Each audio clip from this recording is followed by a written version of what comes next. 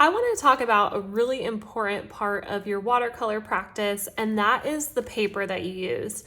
There are tons of different types of watercolor paper, and I'm not going to cover all of them in this video, but I'm going to talk about a couple that I have used.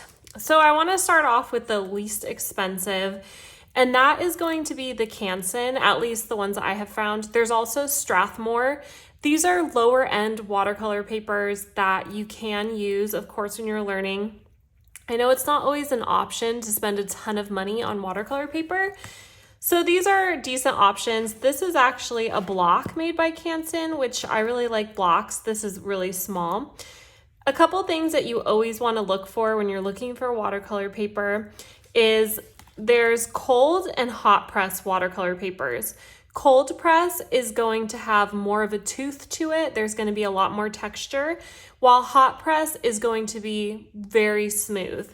I personally love cold press watercolor paper, but I know a lot of artists who choose to use hot press. I recommend experimenting with both and seeing which ones you like more. I did a specific series that I used ink and watercolor, and I chose to use hot press watercolor paper for that entire series.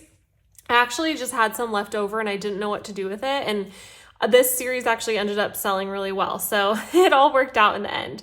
That's the first thing. There are two different types of paper, and what they mean cold versus hot press is literally how they make the paper. One is pressed and it's cold, kept cold. The other one is pressed and the heat kind of helps smooth it out. I mean, that's the most basic way. I'm not an expert about that process, but I know that those are the basics of it. Something else you want to look out for is the poundage or the GSM. You want 140 pound paper or 300 GSM paper.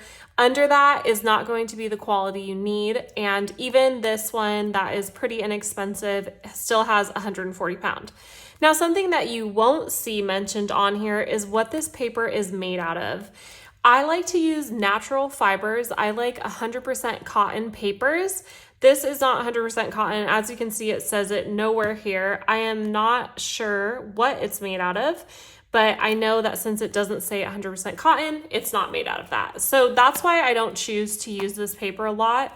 Also, because I'm doing a lot of professional work, I want to use a very high quality paper, and then I just factor that into the cost to my client. This is a new one that I've tried recently. And I know another artist who does amazing work, and she swears by this paper. It's definitely a step up from Canson, but price-wise, it's going to be a lot less than the Arches. But this is great paper. It's 100% pure cotton rag. Again, it meets our 140 pound paper or 300 GSM. So this one's decent. This is the next one in line. Actually, this one would be the next one in line. Sorry, I only have their black watercolor paper right now. I don't have a white block, but Legion Stonehenge makes a decent watercolor paper. I will say black watercolor paper is totally different, you guys. That's a video for another day. But I will say that their watercolor paper, I don't like using it if I'm painting landscapes or doing pet paintings or house paintings, because I find that it almost kind of starts coming apart when you do layer after layer after layer. And if you know me, I like to do very layered work. So to me, Legion is something if I want to do loose watercolor florals or something that I know isn't going to have a ton of layering, then I will use this paper. The next in line, and this one's one of my top ones, is the Aquarello. I'm probably saying that wrong, or maybe it's called Fabrino, I don't know. This is great paper. Again, 100% cotton. I'm working on Christmas stuff right now, but I just love it. It's really good. It soaks in stuff. Something else I want to mention, you guys, I always work on watercolor blocks. That means that all of these sheets of paper, I think there's about 20 in here, are all stuck together. And then when you're done, you can just take a knife and go around here and remove it. But this really helps to keep your paper flat, especially when I do a lot of layers. I want to make sure that it really soaks in, and I need the paper to be able to withstand a good amount of water. So this is my second best option. And of course, my very, very, very favorite is Arches. I love Arches. It is, again, a watercolor block. It's my favorite. It meets the poundage, of course. It's 100% cotton, and these do run a little bit more. My larger ones, I usually like to work on about a 9x12. I think right now I'm paying almost $55 for 20 sheets. I know that might seem really high, but it really matters the kind of paper that you use. If maybe ask for it for a gift if you're just kind of experimenting with different papers, but if you can splurge on a watercolor block, especially arches or this one right here, you're really gonna see a difference in your watercolor artwork. Even this one, you guys, this one is a great one too. So I really encourage you to check out different watercolor papers, see what works good for you and your style.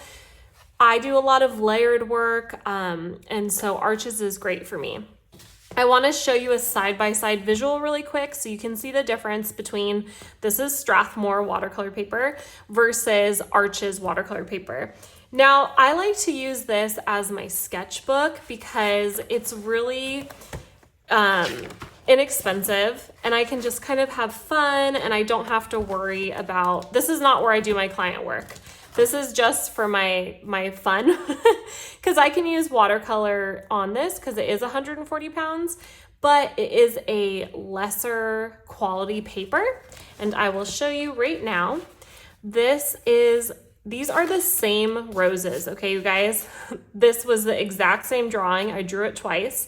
One on this Strathmore lesser quality watercolor paper, and then one on my Arches watercolor paper. I wanted to see what the difference was, and as you can see, this one is a lot more layered. I was able to get a lot more depth.